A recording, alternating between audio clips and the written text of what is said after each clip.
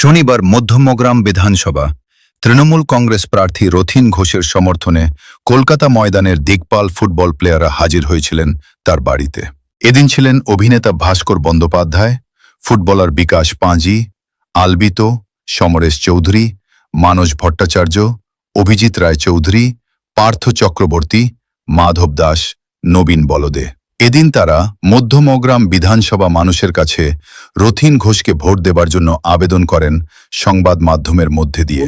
ব্যক্তিগতভাবে বলি, আমি ব্যক্তিগতভাবে ওনাকে খুব রেসপেক্ট করি। তার কারণ আমি কোনো একটা কারণ নিয়ে ওনার কাছে এসেছিলাম, আমার সিনিয়র প্লেয়ার দাদা সুপারিশে। তো আমাকে চোখ বন্ধ করে একদম ওনার বেডরুমে বসিয়ে সেই কাজটাকে উনি বলেছেন একদম 100% করে দিয়েছে। আমি ব্যক্তিগতভাবে বলছি, প্রচুর জায়গায় আমি ঘুরি, খেলোয়াড় মানুষ, এরকম মানুষ মানে মধ্যমগ্রামের এমনি আলাদা একটা সম্পদ, আমাদের বাংলার সম্পদ উনি। তার কারণ কোনো ব্যাপার নিয়ে আমি বহুবার ওনার সাথে দেখা করেছি, কখনো উনি সব বাদ দিয়ে আমাদেরকে স্পোর্টস পার্সন হিসাবে আগে আমাদের সঙ্গে কথা বলেছেন, এবং সেটা খুব সম্মানের সঙ্গে, সেটা খুব ভালোই লাগে অ্যাজ এ স্পোর্টস পার্সন হিসাবে। এবং বসিয়ে চা খাওয়া, কি খাবে বলো, সেগুলো উনি করেছেন। ওনার মতন মানুষই হয় না। ওনারা যখন ডাকে, আমাদের প্লেয়ারদের যখন ডাকে আমি তখন আসি, চোখ বন্ধ করে আসি। ওনার নাম শুনলে, রতিনদার নাম শুনলে আমরা এক কথা চলে আসি। যত প্লেয়ার আছে কেউ না করে না, যখন ডাকে তখন পাই আমাদের। আর রতিনদাকে আমরা যখন ডাকি তখন পাই। আর ভোটের যেহেতু ভোটের প্রচারে যেহেতু হচ্ছে, আমি একটা কথাই বলবো, রতিনদা যেই ভোটে জিতেছিল তার ডবল ভোটে জিতবে এবার। যে আদার্স পার্টি যারা দাঁড়িয়েছে তারা রতিনদার কাছে দাঁড়াতেই পারবে। যার জন্য এখানে আসা, রতিনদা আমাদের খুব প্রিয় একজন মানুষ।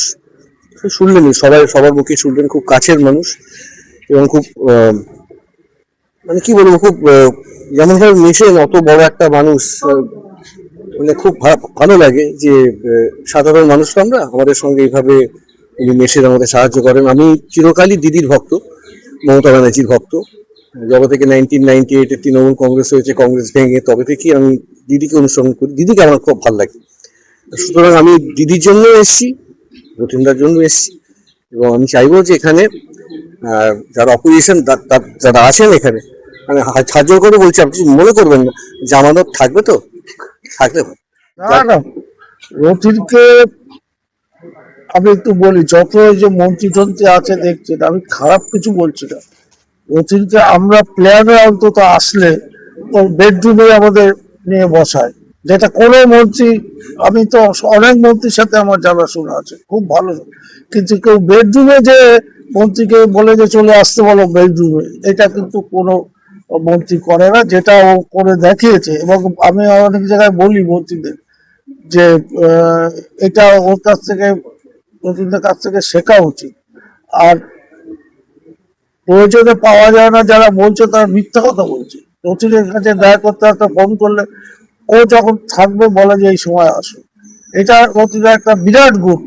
কাউকে না করে না, দুজনকে আমার, এই যে কাউকে না করে না, দুজন আমার খুব ফেভারিট, একটা রথীন ঘোষ, একটা সুজিত ঘোষ। এরা কিন্তু কাউকে না করে না, যতটুকু করে কিন্তু ফিরিয়ে চিরিয়ে দেয় না। এটা ওরা বলছে, ফালতু কথা বলছে।